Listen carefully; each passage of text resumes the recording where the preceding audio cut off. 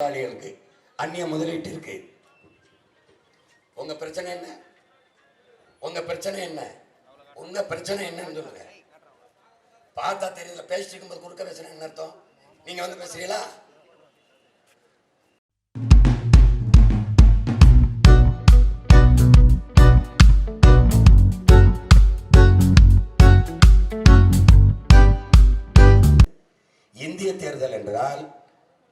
இந்திய தேர்தல் என்றால் ரெண்டு திராவிட கட்சியும் திமுகவும் அதிமுகவும் பிஜேபி அல்லது காங்கிரஸ் பின்னாடி போய் நிற்கும். தமிழ்நாட்டு தேர்தல் என்றால் பிஜேபி காங்கிரஸ் திமுக அதிமுக பின்னாடி வந்து நிற்கும். இதில் என்ன மாறுதல் கண்டீர்கள்? உன் உரிமையெல்லாம் பறித்து போனவன் யார்? இந்திய கட்சி காங்கிரஸ், பாரதிய ஜனதா கட்சி இந்திய கட்சி. பறி கொடுத்தவன் யார்? இந்த ரெண்டு திராவிட கட்சி. கல்வி மாநில உரிமை பறித்தவன் யார்? காங்கிரஸ். கச்சத்தீவு உன்னுடைய உடைமை எடுத்து கொடுத்த அயோக்கிய போய் யார்? காங்கிரஸ். கொடுக்கும்போது கைகட்டி பதவிக்காக வேடிக்கை பார்த்து நின்றவன் யார்? திமுக. காவிரி நதிநீர் உன் நிலத்தின் உரிமை, அதை பறித்தது யார்? காங்கிரஸ். இன்னும் தர மறுப்பவன் யார்? காங்கிரஸ். கூடவே இருப்பவன் யார்? திமுக. கொடுக்கும் பறிக்கும்போது ஆட்சியில இருந்து அந்த உரிமை இழந்தது யார்? திமுக. இதுல என்ன மாறுதலை கண்ட? என்ன கண்ட? என்னது? அன்னைக்கு பேரறிஞர் அண்ணா திராவிட முன்னேற்ற கழகத்தை தொடங்கி தேர்தலில் நிற்கும் போது என்ன சொல்றாரு? என்னை வீழ்த்துவதற்கு வழி தெரியாமல், இந்த அண்ணாதுரையை தோற்கடிக்க முடியாமல் இந்த காங்கிரசார் ஓட்டுக்கு காசு கொடுக்கிறார்கள். எது ஏன்?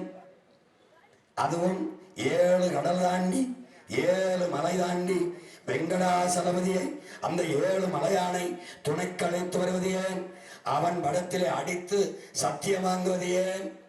ஓட்டுக்கு அன்னைக்கு 2 ரூபா கொடுத்துருக்கான் அண்ணாதுரை அவர்கள் ஐயாவை, பேர எங்க அண்ணா அவர்களை தோக்கடிக்கிறது. அன்னைக்கு அவர் காங்கிரஸ்காரன் காசு கொடுக்குறான் தன்னையை தோக்கடிக்கணும்னு எதிர்த்து பேசுறாப்புல. இன்னைக்கு அவர் பேரை சொல்லி கட்சி நடத்துறவனே அன்னைக்கு 200, 2 ரூபா, இன்னைக்கு 2000. யாரு? காங்கிரஸ் அறிஞர் அண்ணாவை தோக்கடிக்கிறதுக்கு காசு கொடுத்தது. இன்னைக்கு 2 பேரும் சேர்ந்துக்கிட்டு நாட்டை கொள்ளையடிக்கிறதுக்கு காசு கொடுக்குறான். என்ன மாறுதல்? என்னது சொல்லு? என்னது? ஏதாவது ஒண்ணு ஒரு மாற்றம்னா என்னன்னு இருக்குல்ல இந்த கட்சியில. என்ன சரி, காங்கிரஸ் பாரதிய ஜனதா என்ன மாற்றம் சொல்லு? அதேதான். இவன் கதர் கட்டுன பாரதிய ஜனதா, அவன் காவி கட்டுன காங்கிரஸ். 2 பேரும் ஒண்ணுதான். இவன் மதவாத கட்சி, இவன் மிதவாத கட்சின்னு நினைக்காத. பாபர் மசூதி இடிச்சவன் பிஜேபி, இடிக்க அனுமதிச்சவன் காங்கிரஸ். இவன் நீட்டை கொண்டு வந்தான். நீட்டை கொண்டு வந்தது யாரு? காங்கிரஸ். நீட்டு தேர்வுன்னு ஒன்ன கொண்டு வந்தது காங்கிரஸ்.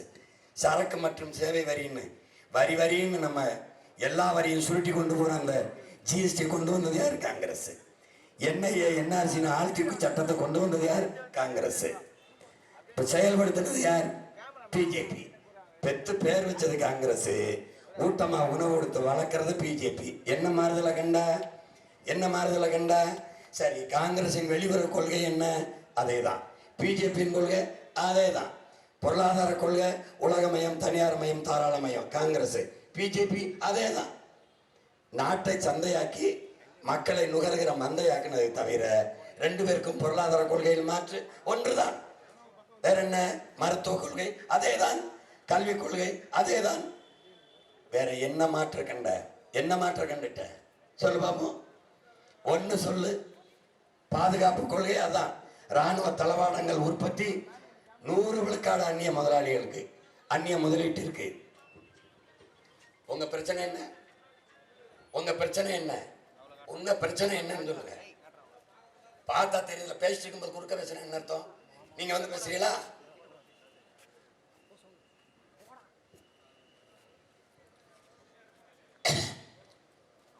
எந்த இடத்தில் இந்த கட்சிகளில் ஆட்சிகளில் நீங்கள் மாறுதலை கண்டீர்கள்? எந்த இடத்தில்? கல்வியை தனியாருக்கு தாரை வார்த்து கொடுத்தது 4 கட்சியின் கொள்கை தான். மருத்துவத்தை தனியார் முதலாளிகளுக்கு கொடுத்தது அவர்கள் ஒரே கொள்கை. அந்நிய முதலீட்டுக்கு பேரே அந்நிய முதலீடு. அன்னைக்கு ஒருத்த வர்த்தகம் செய்ய வந்தான், வெள்ளக்காரன், பிரிட்டிஷ்காரன். 400 ஆண்டுகள் இந்த நாடு அடிமையா இருந்தது. கப்பல்ல வர்த்தகம் செய்ய வந்தான், போராடி விரட்டணும். அது விடுதலை போராட்டம், சுதந்திர போராட்டம். இன்னைக்கு உலகில் ஒவ்வொரு நாட்டுக்கு அடிமையா இருக்க துடிக்குது. வானூர்தியில் வர்த்தகம் செய்ய வர்றவன வா வா என் நாட்டுக்கு முதலீடு செய், வியாபாரம் செய்யவா, தொழிலை தொடங்குன்னு கூப்பிடுது. ஒரு நாடு உலகின் எல்லா நாட்டுக்கும் அடிமை இருக்க துடிக்குது. அடிமை இந்தியாவில் இந்திய ஞாயிறு, இந்திய பொருளை வாங்கு, விடுதலைக்கான முழக்கம், தேசப்பற்று, பி இந்தியன் பை இந்தியன். இன்னைக்கு சொல்லு தேச துரோகம். ஏன்? ஒரு நாட்டில் உற்பத்தி செய்கிற பொருள் எது? வெளிநாட்டு முதலாளிகள் உற்பத்தி செய்கிற பொருளை வாங்கி நுகர்கிற மந்தைகள் நாம். எது ஒன்றை இருக்கு? எது ஒன்றிட்ட இருக்கு? சொல்லு, ஒன்றை ஏதாவது ஒன்று இருக்கா உனக்கு? எப்படி? உன் மலையை வெட்டி ஏத்துறான். உன் மலைங்கிறது என்ன கற்குவியல் நினைச்சியா? அது பூமி தாயின் மார்பு. மலை இல்லை என்றால் மழை இல்லை. இந்த அறிவியல் உயிரியல் உண்மையை தெரியாதவன் நீ மனிதனே இல்லை. மலை இல்லை என்றால் நிலம் பாலைவனமாகிவிடும். மலை என்பது அருங்கொடை. மரத்தை வெட்டினால் நட்டு வளர்க்கலாம், நீரை உறிஞ்சினால் தேக்கி வைக்கலாம்.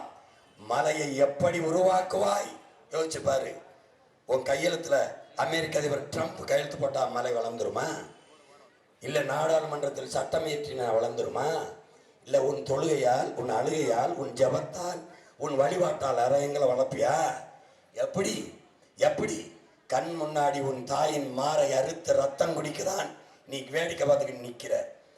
அறுத்து விற்கிறவனுக்கு நீ அதிகாரத்தை கொடுக்குற. உன் வளத்தை கொள்ளையடிக்கிறவனுக்கு அதிகாரத்தை கொடுக்குற.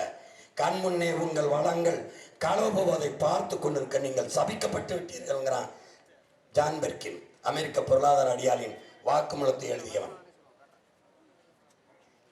ஒரு நாட்டில் அந்த நாட்டின் வளங்கள் ஆட்சியாளர்களாலேயே சுரண்டப்படுமானால் அந்த நாட்டில் வாழ்கிற மக்கள் சபிக்கப்பட்டவர்கள், சாபம் பெற்றவர்கள்ங்கிறான் மார்ட்டின் லூதர் கிங். நம்ம எப்படிப்பட்டவர்கள்? கண் முன்னாடி தாயின் மாரை அறுத்து கொண்டு வரான், கற்கள் என்றும் மணல் என்றும் நீ வேடிக்கை பார்த்து கொண்டிருக்கிறாய். இன்னும் 10 ஆண்டுகள் 15 ஆண்டுகளுக்கு மழையே இல்லாத நிலமாக மாறி நீ படிக்கிறது இல்லையா? படிக்கிறது இல்லையா? ஒரு நாட்டின் எதிர்காலம் அந்த நாட்டின் வகுப்பறையில் தீர்மானிக்கப்படுது. ஒரு நாட்டின் நலம் அந்த நாட்டின் சமையலறையில் தீர்மானிக்கப்படுகிறது. ஒரு நாட்டின் வளம் அந்த நாட்டின் நிலத்தின் வளத்தை பொறுத்து தீர்மானிக்கப்படுகிறது. ஒரு நாட்டின் நிலத்தின் வளம் அந்த நாடு பெறுகிற நீரின் வளத்தை பொறுத்து தீர்மானிக்கப்படுகிறது. அந்த நாடு பெறுகிற நீரின் வளம் அந்த நாடு பெறுகிற மழையின் வளத்தை பொறுத்து தீர்மானிக்கப்படுகிறது. அந்த நாடு பெறுகிற மழையின் வளம் என்பது அந்த நாடு பெற்றிருக்கிற மலைகளின் வளத்தை பொறுத்து தீர்மானிக்கப்படுகிறது. மலையில் என்றால் எப்படி மழை பொழிவை பெறுவாய்? சான்று உன் மகன் நான் இருக்கிறேனே, உன் பிறல் பிறந்தவன். என் மண்ணிலே கடல் இருக்கிறதே, ராமேஸ்வரம், மண்டபம், எல்லாத்திலும் என்னிடத்திலே கடல் இருக்கிறதே. ஏன் நாங்கள் சிவகங்கை, ராமநாதபுரம் வறண்ட மண்ணாக இருக்க காரணம் என்ன? ஏன்? என் நிலத்திலே, என் கடலிலே சூரிய தந்தை, கடல் தாய் இருவரின் இணைவில் நீராவியாகி மேக வருகிற அந்த ஈரப்பதம் குளிர்ந்து மேகமாகி வருகிற போது அதை தடுக்க என்னிடத்திலே மழை இல்லை. அப்ப எங்க இருக்கிறது? மேற்கு தொடர்ச்சி மலை அப்படியே கம்பம், குமிழி, தேனி, மதுரை, கம்பம், குமிழி பகுதியிலே வருகிற போது அந்த மேற்கு தொடர்ச்சி மலையில் வந்து என்னுடைய மேகம் மோதி அங்கே மலையை கொட்டிடுது. கடல் இல்லாத அவன் மலை வளத்தை, நீர் வளத்தை பெறுகிறான். மழை இல்லாததால் நான் மழை பொழிவை பெற முடியவில்லை, வறண்டு கிடக்கிறேன். கடல் இருந்தும் நான் காஞ்சி கிடக்க காரணமே தான். இது கூட தெரியாம நீ இருக்கிற. தாயின் மார்பில் இருந்து வர்ற பால் உனக்கும் எனக்கும், பூமி தாயின் மலை மார்பில் இருந்து வர்ற பால் உலக உயிர்களின் உயிர்ப்பால், தாய்ப்பால் என்பதை அறிவு சமூகம் அறிந்து கொள்ள வேண்டும். மலை உனக்கு மணலாடா? மலை உனக்கு மணலா? மலை உனக்கு கல்லா? உலக உயிர்களின் உறைவிடம்டா. ஆதியிலே அங்கதான்டா நம்ம இருந்தோம்.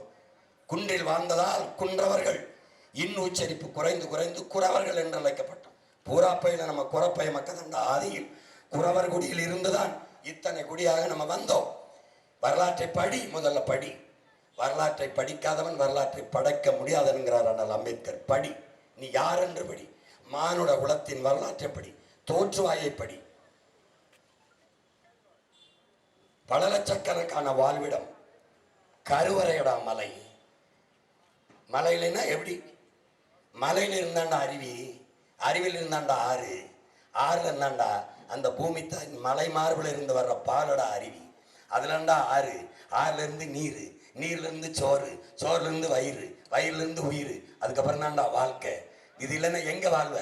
எங்க வாழ்வ?